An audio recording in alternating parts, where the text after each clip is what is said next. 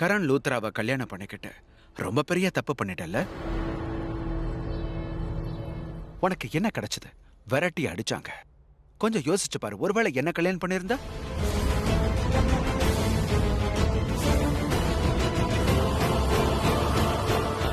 ஒருத்தங்களுக்கு நேரமே சரியில்லைங்கிறப்ப அவங்களோட இருந்து என்ன பிரயோஜனம்? இப்ப கரணும் உன் கூட இல்ல, நானும் உன் கூட இருக்க விரும்பல. ஏன்னா இப்ப நான் உன்னை வெறுக்க ஆரம்பிச்சிட்டேன். உண்மையா வெறுக்கிறேன்.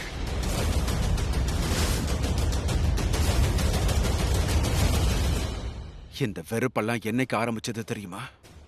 நீ என்ன ஜெயிலுக்கு அனுப்புன அன்னைக்கு.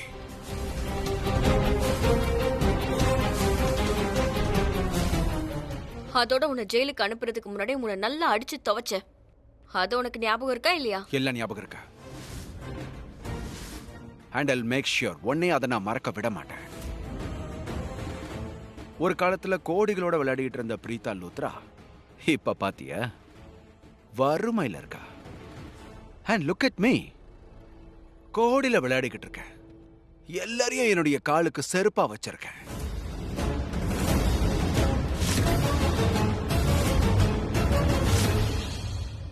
இந்த ஷூ, எந்த ஷூவை எல்லாருக்கும் சமமா நான் வச்சிருக்கணும் அதோட விலை தெரியுமா? 1 lakh. இந்த வாட்ச் 10 lakhs. உன்னால கனவுல கூட இவ்வளவு பணத்தை செலவு பண்ணவே முடியாது. இன்னொரு விஷயத்தை தெரிஞ்சுக்கிட்டா நீ ரொம்ப சந்தோஷப்படுவ. நான் இப்போ லூத்ரா ஹவுஸ மட்டும் இல்ல, லூத்ராவுடைய பிசினஸையும் ரூல் பண்ணிக்கிட்டு இருக்கேன். I am the sole showrunner. இந்த வீட்ல எது வரணும் எது வரக்கூடாதுன்னு அதெல்லாம் என் பெர்மிஷன், என் டிசிஷன் இல்லாம எதுவுமே நடக்காது. இன் ஷார்ட், இந்த வீட்ல என்னோட பெர்மிஷன் இல்லாம ஒரு எறும்பு கூட அசையக்கூடாது.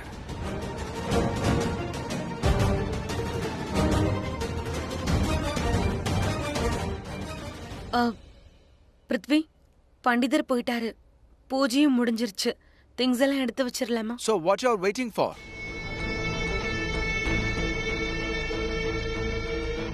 இந்த பைசாவை லூத்ரா ஹவுஸ்ல நீ சம்பாரிச்ச கடைசி பைசாவா எடுத்துக்க. And just get lost.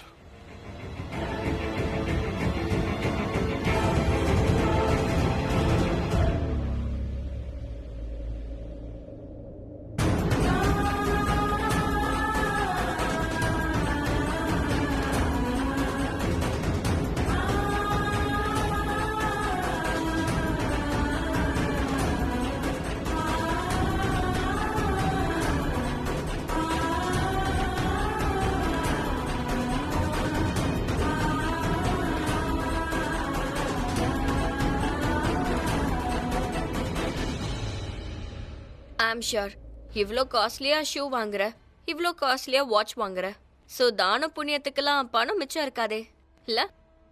But let me tell you, நான் இப்போ இங்க 2 500 ரூபாய் நோட்டை கொண்டு போக வரல.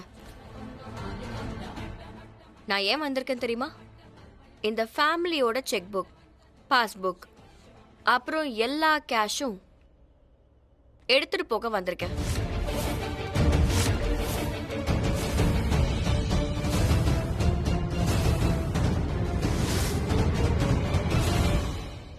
எந்த சந்தோஷத்துக்கு இதெல்லாம்? சந்தோஷத்துக்காக இல்ல, கஷ்டமா இருக்கு. என்ன கஷ்டம் தெரியுமா? நீ என்னோட பணத்தை ரொம்ப தான் செலவு பண்ணிட்டு இருக்க.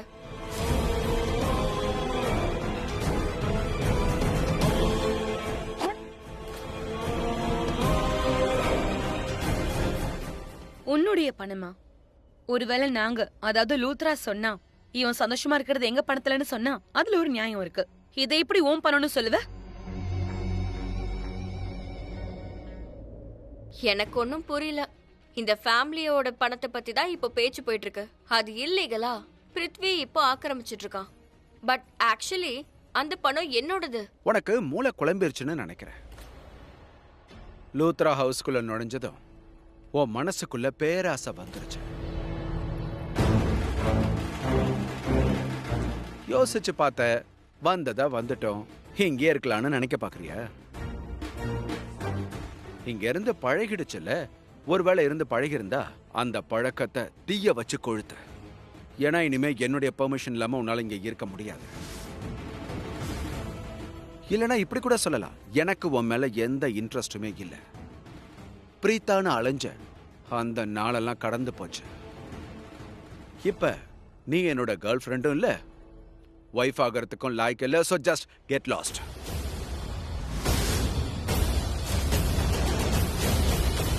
பிருத்வி, மரியாதையா பேசு. இன்னைக்கு நிலைமை எப்படி வேணாலும் இருக்கலாம், ஆனா இன்னைக்கு பிரீத்தா நீ கர்ணனோட ஒய்ஃப் தான். புரிஞ்சதா? மரியாதையா பேசு. Thank you Sameer, thanks, but no thanks. என்ன நீ? ஏன்னா இப்போ எனக்கு யாரோட சப்போர்ட்டுக்கும் எந்த தேவையும் இல்லை. பிகாஸ் நான் இப்போ பவர்ஃபுல்லாக தான் இருக்கேன். நான் ஏன் பவர்ஃபுல்லாக இருக்கேன்னு உங்க எல்லாருக்குமே கூடி சீக்கிரமே தெரிஞ்சிடும்.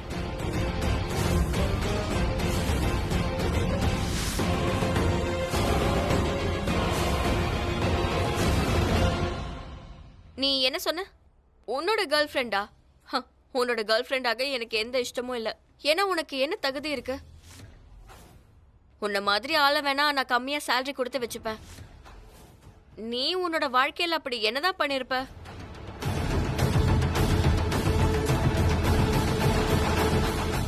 உன்னை விட நானே மேல். இந்த ஃபேமிலியோட ஃபேவரட் புள்ள. கரணை வேற கல்யாணம் பண்ணிக்கிட்டேன்.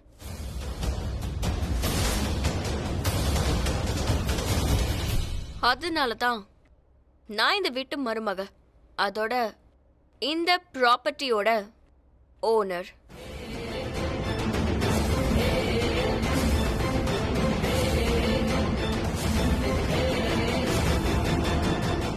சும்மா உளறத நிறுத்திட்டு இங்க இருந்து போயிடு. பேசி முடிச்சிட்டியா? மறுபடியும் ஏன் குறுக்க பேசுற? கருணாத்தா, பாட்டி, அத்தை இவங்கிட்ட எப்படி பேசுறான்னு பாத்தீங்களா?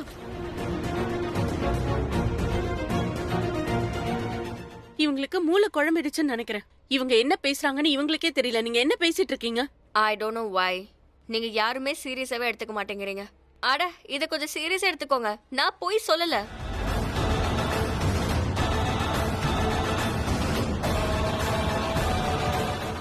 ஆனா நாங்க உன்ன மருமகளா நினைக்கல. பாட்டி, நீங்க மருமகளா நினைக்காம போங்க. இதெல்லாம் வேற டிஸ்கஷன். இந்த குட்டி குட்டி டிஸ்கஷன்லாம் அப்புறமா பேசிக்கலாம். இப்போ ஒரு பெரிய டாபிக்க பத்தி நான் பிருத்வி கிட்ட பேச போறேன்.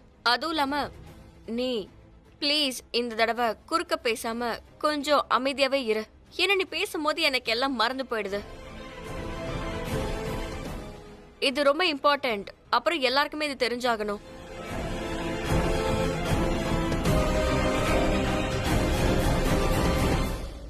மகேஷ் அப்பா இருக்காருல்ல, அவர் இந்த ஃபேமிலியோட பிசினஸ, அவரோட ஃபெட்டர்னிய என் பேருக்கு எழுதிட்டாரு.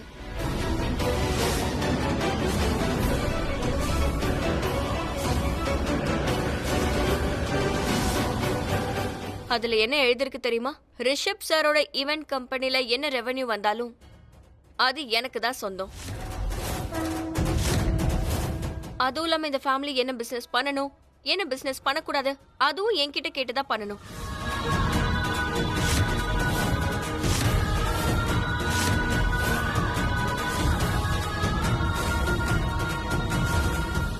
அப்புறம் இன்னொரு விஷயம், இந்த வீடு இல்ல இதோட மேன்ஷன் எங்க நீங்க எல்லாரும் நிக்கிறீங்களோ இல்ல உட்கார்ந்து இருந்தாலும் சரி, இத கூட என் பேருக்கு தான் எழுதி வச்சிருக்காரு.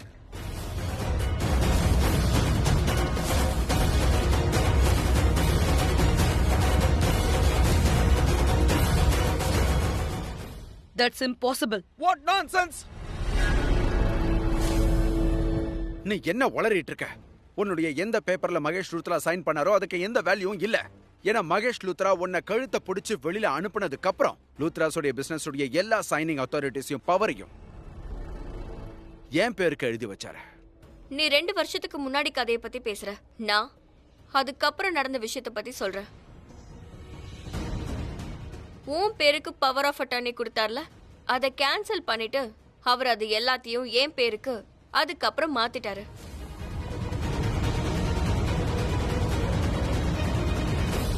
சோ இப்போ உன்னோட பேப்பர்ஸ் இல்லனா நீ எதை பேசா வச்சு இந்த ஃபேமிலியை ஆக்கிரமிச்சிட்டு இருக்கியோ அந்த பேப்பர்ஸுக்கு இப்ப எந்த வேல்யூ இல்ல. நான் இதை நம்ப மாட்டேன். நீ நம்ப மாட்டேன்னு எனக்கு தெரியும். அப்புறம் எப்படியும் இந்த ஃபேமிலிக்கு நம்பாம இருக்கிற பழக்கமும் இருக்கு. எல்லாத்துக்குமே அவங்களுக்கு ஆதாரம் தேவைப்படும். சோ நான் ஆதாரத்தை கூடவே கொண்டு வந்திருக்கேன். ப்ராப்பர்ட்டி பேப்பர்ஸ் எல்லாமே இருக்கு.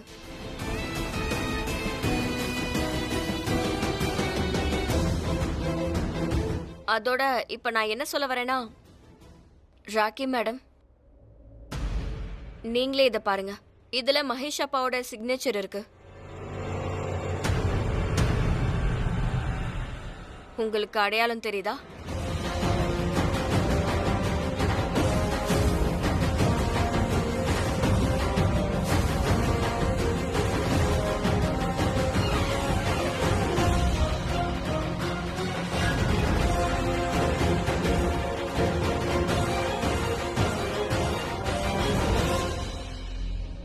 இந்த சிக்னேச்சர்ஸ் எல்லாம் மகேஷோடது தான்.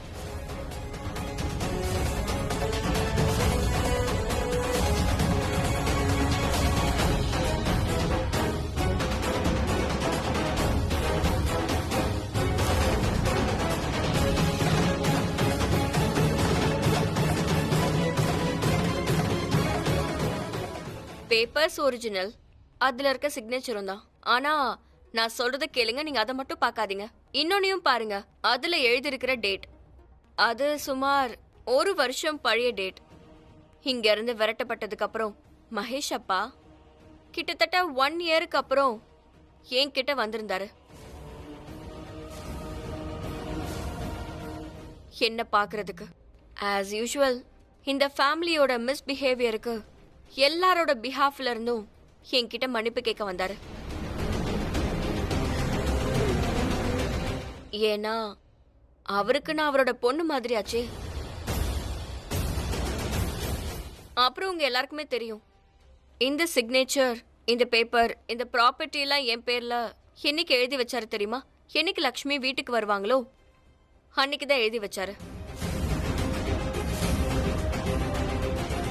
1 வருஷத்துக்கு முன்னாடி தீபாவளி அன்னைக்கு அப்பா என்னை பார்க்க வந்தப்போ அவரு இந்த ஃபேமிலியோட பிசினஸ், வீடு, எல்லா பொறுப்பையும் என்கிட்ட ஒப்படைச்சிட்டாரு.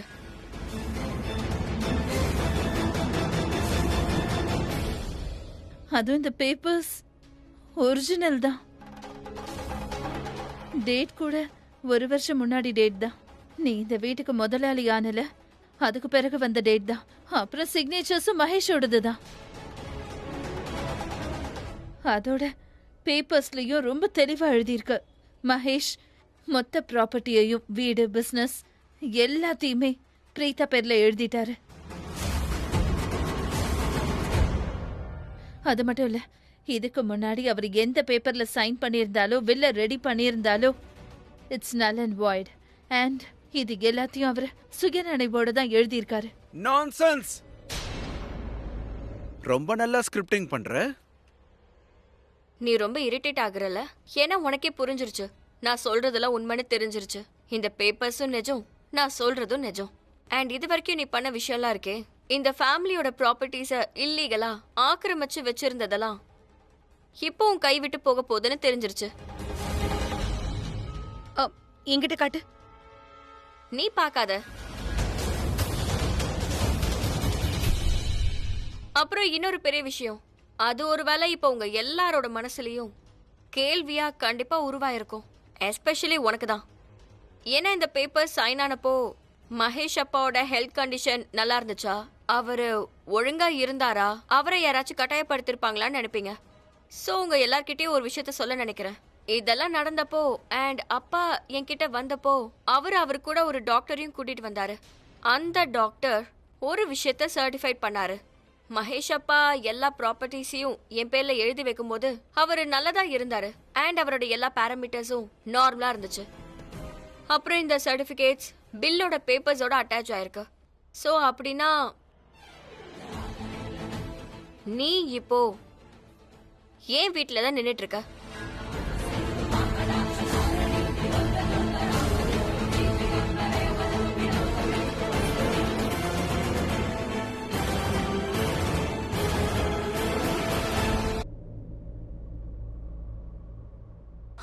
இந்த பிரீதா எதுக்கு திரும்பி வந்தா?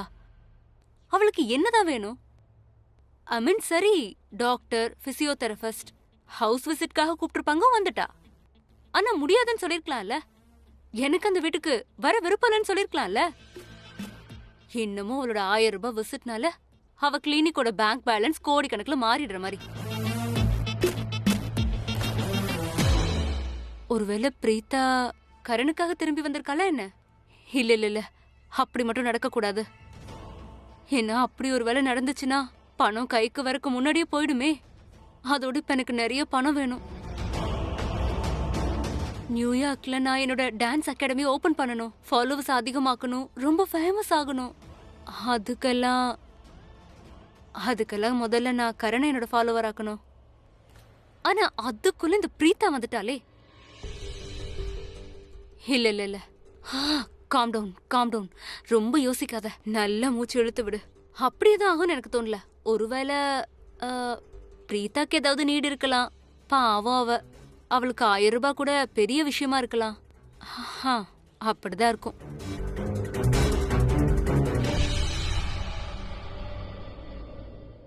கரண், நீ பாட்டுக்கு பிரீதா பின்னாடி போயிடாத. எனக்கு சொந்தமாயிடு, ஓகே?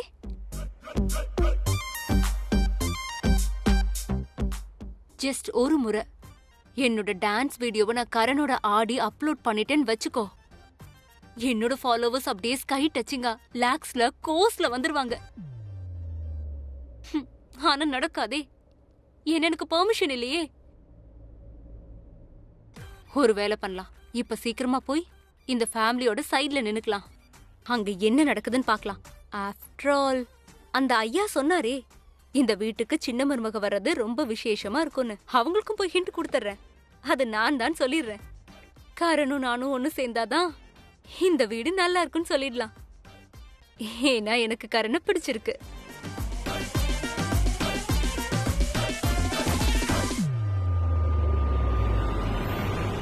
நீ சொல்ற ஒவ்வொரு வார்த்தையும் போய். ஏன்னா மகேஷ் லூத்ராவுடைய பிசினஸ் சைனிங் அத்தாரிட்டிஸ் அண்ட் அந்த பவர்ஸ் என் பேருக்கு மட்டும்தான் எழுதி வச்சாரு.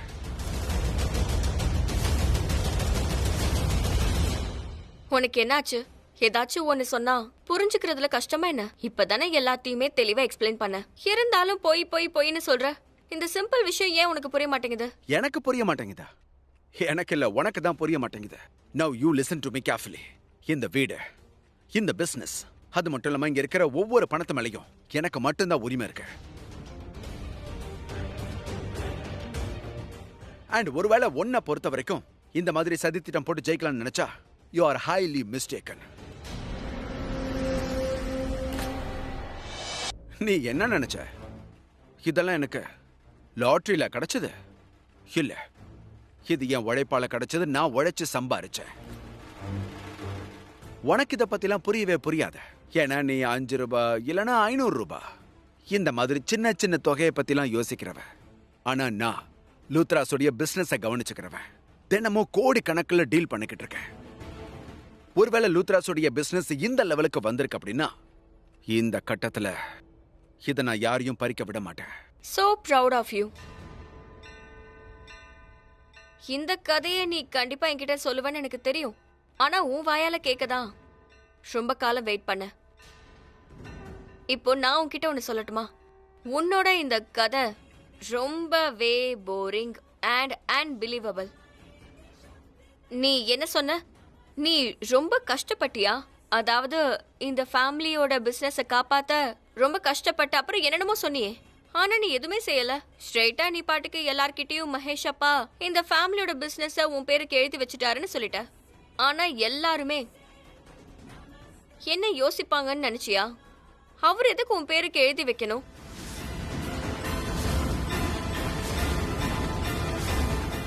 நீ மகேஷ் அப்பாக்கு யாரு? இந்த ஃபேமிலிக்கு யாரு? அவருக்கு உன் மேல அவ்வளவு நம்பிக்கை எப்படி வந்துச்சு? அப்படி என்னதான் நீ இந்த வீட்டுக்கு பண்ணிட்டேன்னு எல்லா ப்ராப்பர்ட்டியும் உன் பேருக்கு எழுதி வைக்கணும்? ஆட, இத செய்யும் போது மகேஷ் அப்பாக்கு அவரோட பிள்ளைங்க ஞாபகம் வந்திருக்காதா?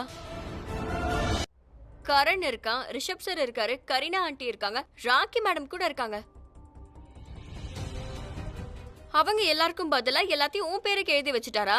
அண்ட் இதை நாங்க எல்லாருமே நம்பணும்.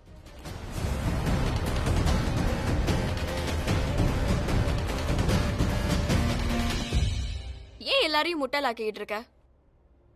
இப்போ எந்த கதையை நான் சொல்ல போறேனோ அதை கேட்கும் போது உனக்கு ரொம்ப ஜாலியா இருக்கும். அண்ட் நீயும் எனக்காக கை தட்டலாம். ஏன்னா இந்த கதை ரொம்ப ஸ்ட்ராங்கா இருக்கும். ஏன்னா இது ஒரிஜினல். ஏன்னா இதுதான் ஃபேக்ட். மகேஷ் அப்பா இந்த ப்ராப்பர்ட்டிய, இந்த பிசினஸ் அண்ட் இந்த வீட்டு பொறுப்பை என் பேருக்கு எழுதி வச்சிருக்காரு. ஏன்னா மகேஷ் அப்பாக்கும் எனக்கும் இருந்த உறவு எப்படிப்பட்டதுன்னு எல்லாருக்குமே தெரியும். ஒரு அப்பா பொண்ணோட உறவு. அவர் என்ன பொண்ணுன்னு கூப்பிடல, பொண்ணா நம்பினாரு. எப்பெல்லாம் மகேஷ் அப்பாக்கு என்னோட தேவை ஏற்பட்டுச்சோ அப்பெல்லாம் நான் அவருக்கு துணையா இருந்தேன். அதோட எப்பெல்லாம் எனக்கு மகேஷ் அப்பா தேவைப்பட்டாரோ அப்ப அவர் ஏன் கூட இருந்தாரு. அவர் எனக்கு சப்போர்ட் பண்ணாரு. எல்லாருக்குமே தெரியும் மகேஷ் அப்பாக்கு என்ன ரொம்பவே பிடிக்கும். அதனால அவர் அவருடைய சொத்தை என் பேருக்கு எழுதி வச்சுட்டாரு.